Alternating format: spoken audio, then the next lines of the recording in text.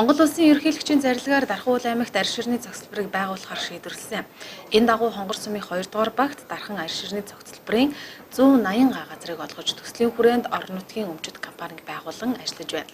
Өнөөдрийн байдлаар тус цогцлборын захилгааны дэд станцын барилгын ажил, дулааны шугам хоолой татах ажил, 20 онд ашиглалтанд орох, ноос угаах, санах үйлдвэрийн барилгын газар шороны ажлууд хийгдэж дуусжээ.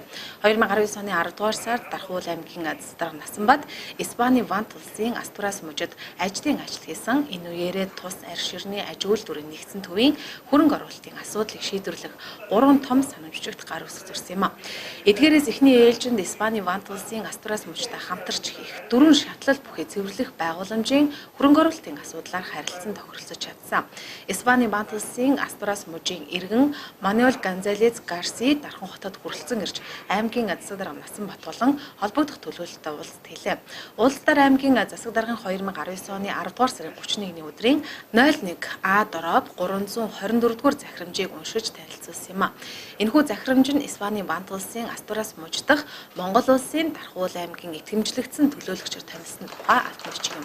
Ингэснээр Дархан аймгийн итгэмжлэгдсэн төлөөлөгч Испани Вант улсын Астурас мужийн иргэн Мануэль Гонзалес Гарсин манай аймагт хэрэгжиж байгаа Дархан арь ширний цогцлборт шаардлагатай хөрөнгө оруулалтын асуудлыг өөрийн улсын бизнес эрхлэгчдэд танилцуулж улмаар хөрөнгө оруулалт татах нөхцөл бүрдэх юм а.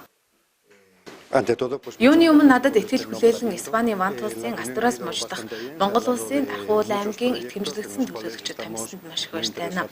Тиймээс энэхүү нэр хүнтэй ажлыг хүлээлгэсэн учраас илүү идэвхтэй байж нэн тэрүүнд Дархан арь ширний цогцлборт хөрөнгө оруулагчийг олж энэхүү ажлыг эрчимжүүлэхийг хичээнэ. Мөн дээрх бэлэн өгсөн мах, сүү, зүгийн балны төслийг хэрэгжүүлэхэд шаардлагатай хөрөнгө оруулалтыг татаж ажлыг эрчимжүүлэх болно. Удахгүй Дархан хотод Дархан арь ширний цогцлборт иж бүрэн сүндэрлэх болно гэдэгт би итгэлтэй байна. Мөн энэ үеэр Дархан аймгийн худалдаа аж үйлдвэрийн танхимаас бэлэн байгаа 8 төсөл, Орхон сумаас зүгийн аж ахуйн төслийн материалыг итгэмжлэгдсэн төлөөлөгчд хүлээлгэн өглөө. Цаашид энэхүү төлөөлөгчөөр дамжуулан аймаг орон нутгаа хөгжүүлэх олон төс төлбөрүүдийг хэрэгжүүлж, харилцан туршлага судлах, улмаар орон нутгатаа хөрөнгө оруулалт татаж, хотынхоо хөгжлийг дээшлүүлэх чиглэлээр төлхөө ярилцсан юм а. Манай улсад жилд дунджаар 10-аас 15 сая ширхэг арьс зах зээлд нийлүүлэгддэг. Түүхийн эдийн ариун нөөц боломжтой ч доктортой нийлүүлэлт борлуулалтын сувггүй улмаас чанар болон зах зээлийн нөхцөл байдал туйлын хангалтгүй байдаг.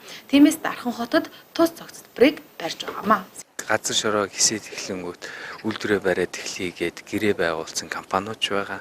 Яг гэрээнүүд дээр ажиллаж байгаа юмч байна.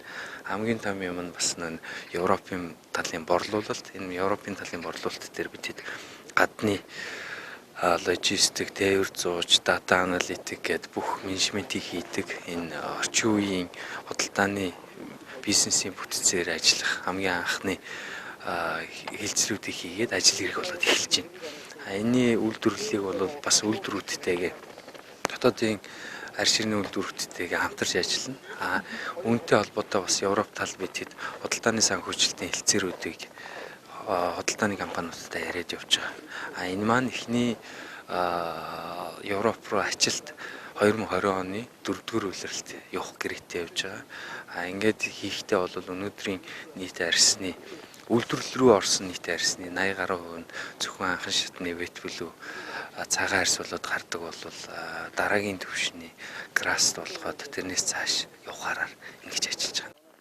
Төсөл хэрэгцснээр арь ширний үйлдвэрийг түшгэлсэн олон жижиг үйлдвэрлэгчид төрөн гарч улмаар орон нутагт 7500 орчим байнгын ажлын байр бий болох давуу талтай.